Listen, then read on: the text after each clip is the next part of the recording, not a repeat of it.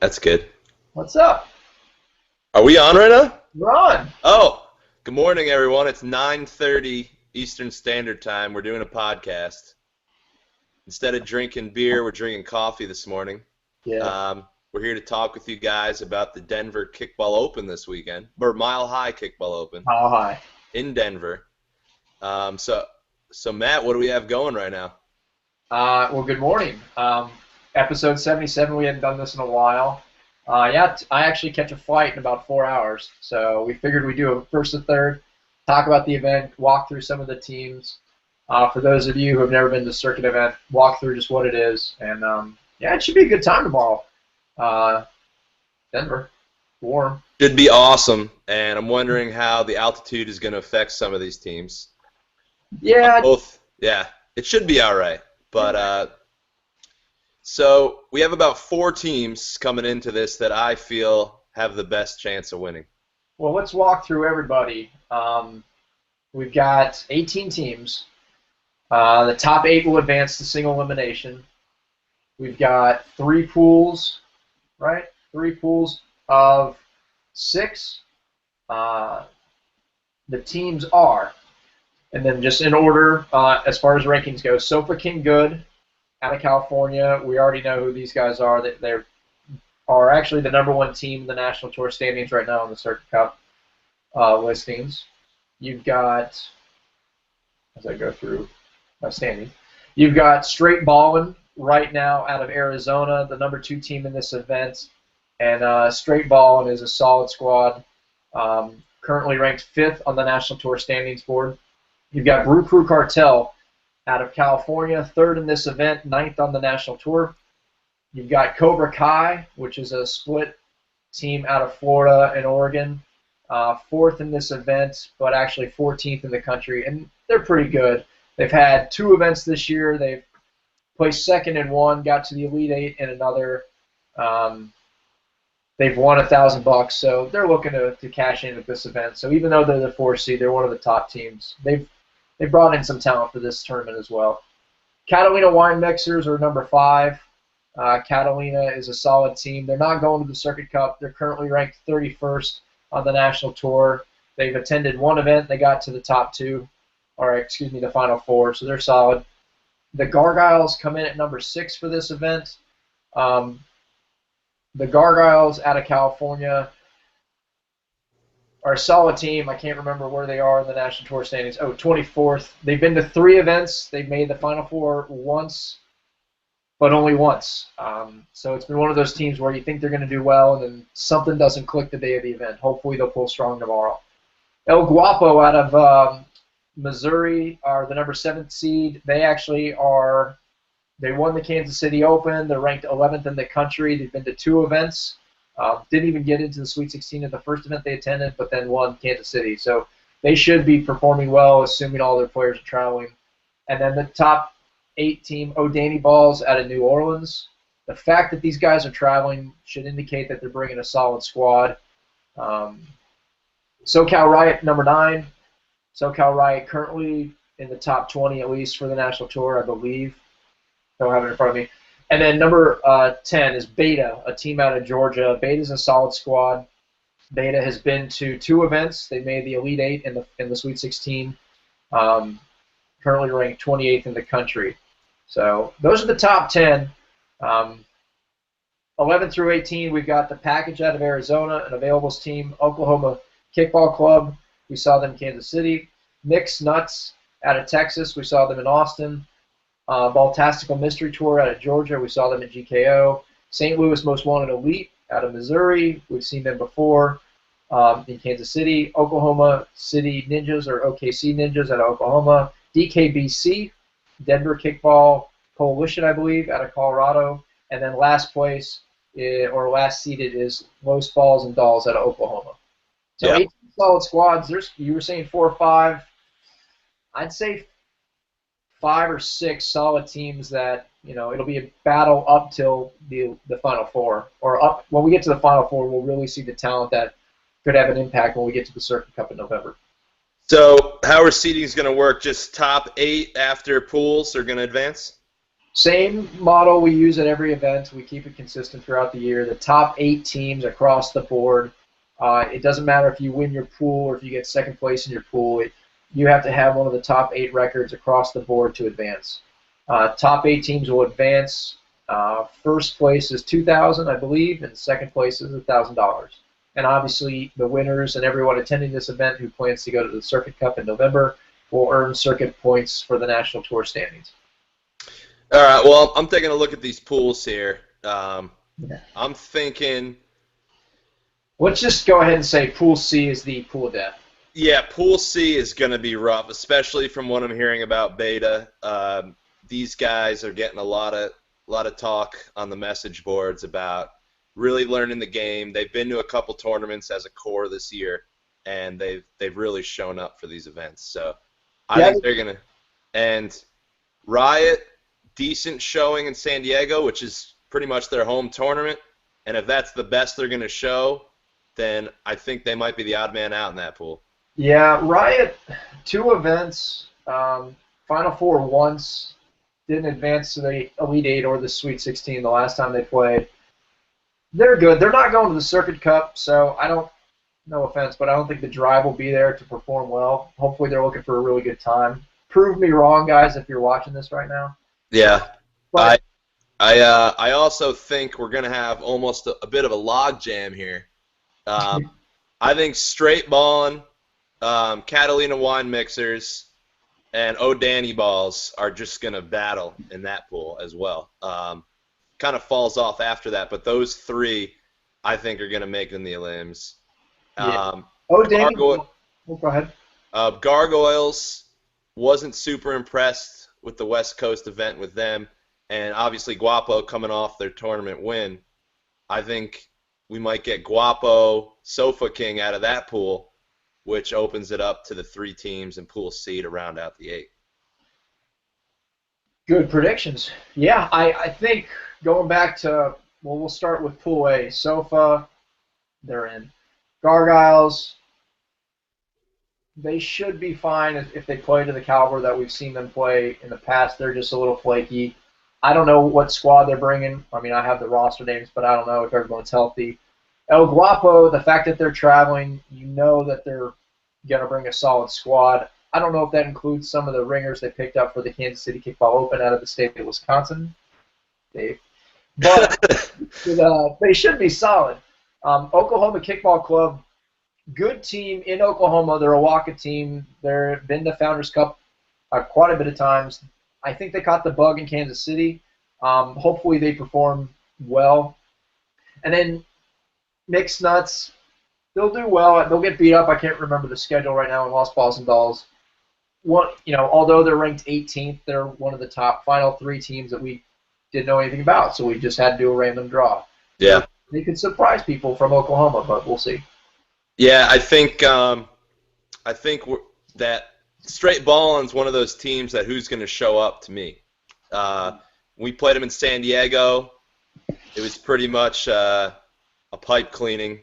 I think we beat them 10-2, and then they came back and beat Brew Crew in eliminations, and I think they also ended up losing to Bad News Bears or whatever team that was in San Diego. Yeah, I think so. I have it in front of me. They lose to not a great team. They get smoked by us, and then they beat one of the best teams in the tournament. So I don't know what these guys are going to do. O'Danny Balls, without a doubt, could knock them off even on their best game. Those guys are good. Yeah, and in Pool B, Ballin should have everybody. Wine Mixers, it's their hometown. You know they're going to have everything they need to make it click. Very similar to what El Guapo did in Kansas City Kickball Open. Everyone was there that they needed to compete and to play, and it worked out for them.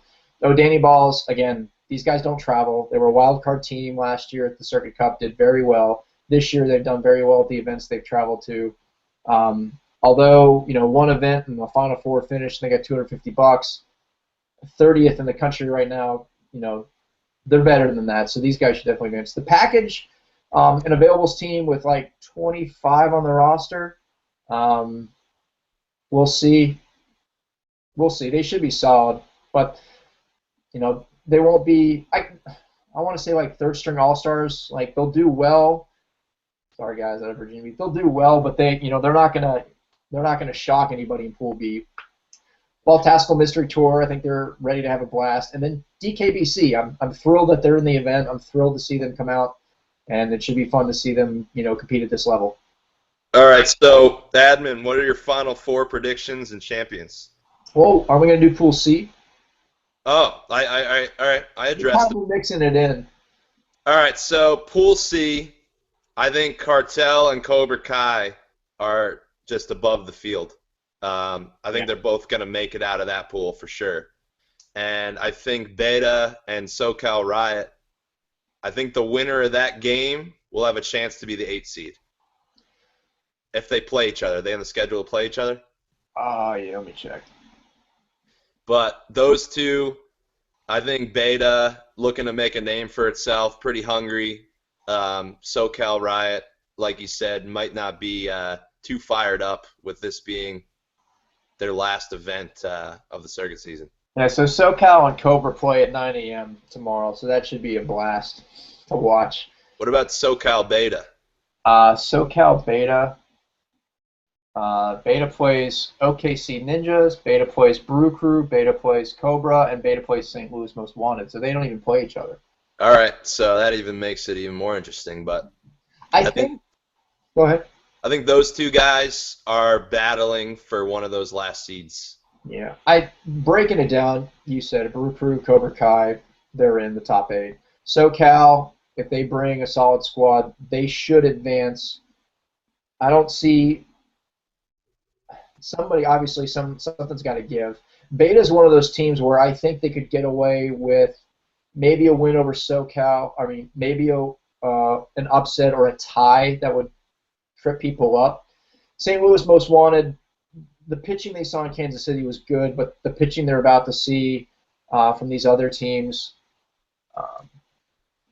just St. Louis Most Wanted, Brew Crew Cartel, they're going to see pitching they hadn't seen in a while. Then they're going to see SoCal pitching.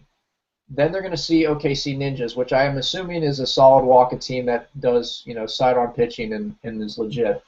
And then they're going to play Beta, who has a Charger who's phenomenal, assuming Bez is going, and it should be interesting. So they're not going to make it. OKC Ninjas, again, they're one of the open teams. We don't know what to do, but my top 8 predictions: Sofa, Ballin, Brew Crew, Cobra Kai, Wine Mixers, Guapo, Danny Balls, and we'll go with Beta. Somehow I think the fact that they're traveling 1,500 miles away, they're going to bring a solid squad. Yeah. I don't see the Oklahoma teams getting through to the top 8. I don't see the package as an available team doing it. Again, if I'm calling you out, prove me wrong. That has always been the case where if I call people out, Whiskey Richard, it works against you. But hopefully someone can prove me wrong, and we'll be talking about you next week on the next episode. Yeah, I'm thinking Sofa and Guapo out of that first pool. I think we're gonna get Catalina Wine Mixers. Ballin and O'Danny Balls. Yeah, O'Danny. Yeah, those 3 out. Top 3 in that pool out. I think Cobra Kai. And Brew Crew, without a doubt, out of that pool. And then I think, like I said, I'm going to go with Beta out of that pool as the 8th seed.